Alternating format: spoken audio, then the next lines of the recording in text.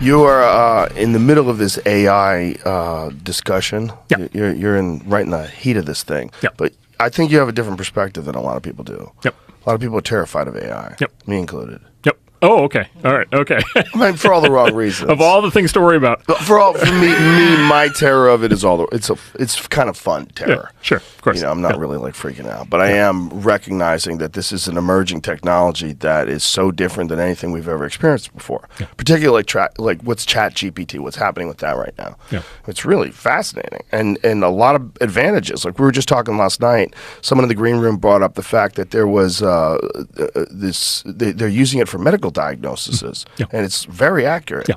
which is incredible. Yeah. There's a lot of good things to it. Yeah. So you probably remember last time I was on, we spent quite a bit of time talking about this, and this was when these chatbots were running inside Google, but the rest of us didn't have access to them yet, right? And that guy had come out and said that he thought that they were self-aware. Yes. And the whole thing was like this big kind of mystery of like what's going on. And now the world gets to use these things, right? Everybody since then, everybody kind of has access. Really quickly. I mean, that was a short amount of time. Yeah, it's been great. And then look, these things are, these things, when I say this, it's like ChatGPT, and then Microsoft has their version called Bing. Google has a version called Bard now that's really good. There's a company, Anthropic, that has a thing called Claude. If you just run the comparison, they're basically as good as a doctor. They're as good as the average doctor at this point at being a doctor. They're as good at being a lawyer as the average lawyer.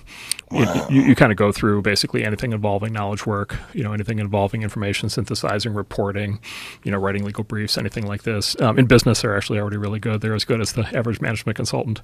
Now, way they acquire data, they're essentially scouring the internet. Right, sort of. It's more like they're fed the internet. They're fed the internet, and I make the difference because the company that produces the AI determines what data goes into it, and that determines a lot of how it works and what it does or won't do. Okay. Yeah.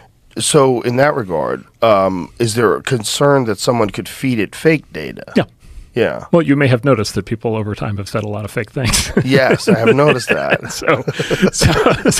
so that's all in there. So the way to think about it basically is it's being trained. The full version of these things are being trained on basically the sum total of human written expression, right? So basically everything people have ever written. There's some issues, and you got to get all. Somehow we got to figure out how to get all the books in there. Although all the books prior to 1923 are in there because they're all out of copyright. But the more recent books are a challenge. But anything that you can access on the internet that's text, right, which is a staggeringly broad set of material is in there. By the way, both nonfiction and fiction, right? So a lot of stories are in there. And then the new versions of these that are being built right now are what are called multimodal. And so that means you can feed them not only text, but you can also feed them images, you can feed them videos, right? So they're going to be trained on all of YouTube, right? They're going to be trained on all podcasts, right? And they're going to be trained kind of equivalently between text and images and video and all kinds of other data. And so they already have very comprehensive knowledge of human affairs, but it's going to get very complete. So if it's scouring the internet, if it's getting all this data from both fiction and nonfiction, how does it interpret data that's kind of satire? Right. Like what does it do with like Hunter S. Thompson, like gonzo journalism?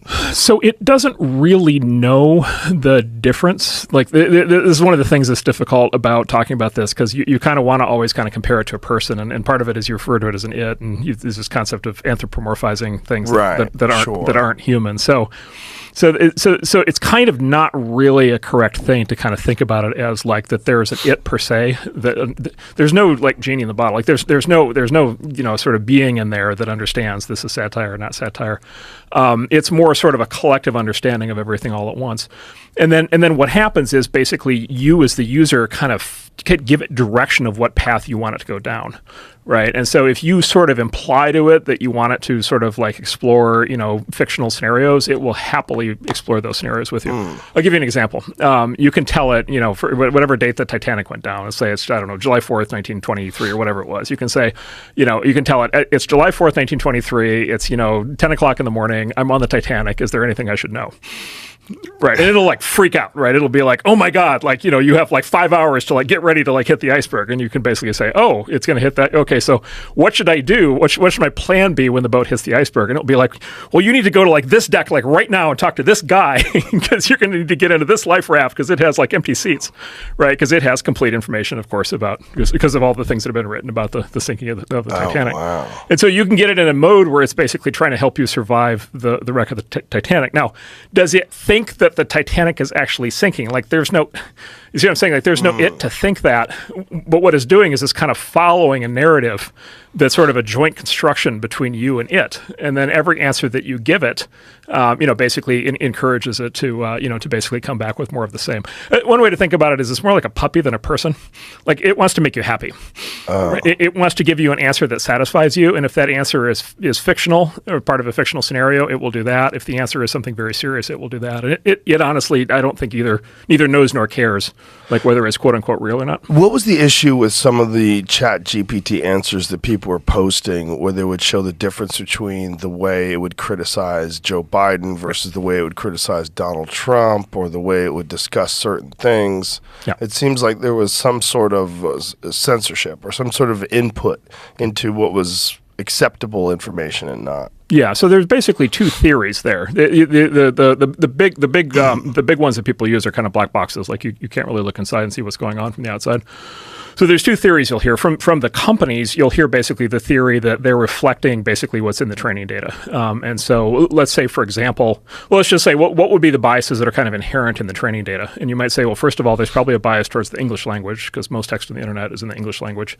You might say there's a bias towards people who write professionally for a living, because they've produced more of the output. And you might say that those people tend to be more of one political persuasion than the other. And so more of the text will be in a certain direction versus the other. And then the machine will just respond to that. So that's one possibility. So basically, all of the sort of liberal, kind of journalists basically have built up a corpus of material that this thing has been trained on, and they basically are responding the way one of those journalists will. The other theory is that there's censorship being applied on top, right? And the metaphor I use there is in Star Trek, they have the restraining bolts, right, that they put on the side of a droid to kind of get it to behave, right? And so it is very clear that at least some of these systems have restraining bolts. And the tip-off to that is when they say, basically whenever they say as a large language model or as an AI, I cannot X, like that's basically the restraining bolt, right? And so I think if you just kind of look at this, kind of with that framework, it's probably some of both, but for sure these things are being censored. That the first aspect is very interesting, because if it's that there's so many liberal writers, like that's an unusual bias in the kind of information that it's going to distribute then. Yeah.